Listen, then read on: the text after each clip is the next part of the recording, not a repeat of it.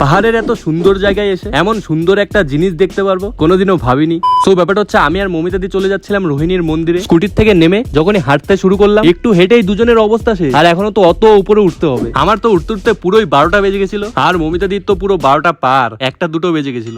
बड़ी उम्र में महिलाओं को होती है ये समस्याएं। যাই একবার উপরে উঠে মন্দিরের দর্শন করে এত সুন্দর একটা ভিউ পয়েন্টে নিজের ফটো ভিডিও করে নিচে যাওয়ার জন্য রওনা দিই। এবং নিচে নামার সময় দেখো গাইস কি দেখতে পেলাম, বিটল। বাই দ্য ওয়ে এটাকে বাংলায় কি বলে আমি ঠিক জানি না, আমি ইংলিশ ছাড়া কথা বলি না আর কি। তোমরা কেউ জেনে থাকলে অবশ্যই কমেন্টস করে জানিও। আর হ্যাঁ আমি একদম শিওর যারা পড়াশোনার স্টুডেন্ট তারা এটাকে মোটেও চিনতে পারবে না। যারা আগে ডোরেমন দেখেছো তারা গ্যারান্টি চিনতে পারবে ভাই, জলওয়া है हमारा। আর এটা কি জানো, একজন মহান মানুষ বলেছিলেন যদি তুমি পাহাড়ে ঘুরতে এসে বিটল দেখতে পাও তাহলে কিন্তু তুমি একটা লাকি ম্যান। কোন মহান ব্যক্তি বলেছিল সেটা ঠিক জানি না।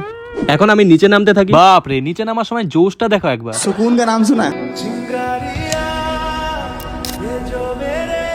ব্লগ শেষ ভাই।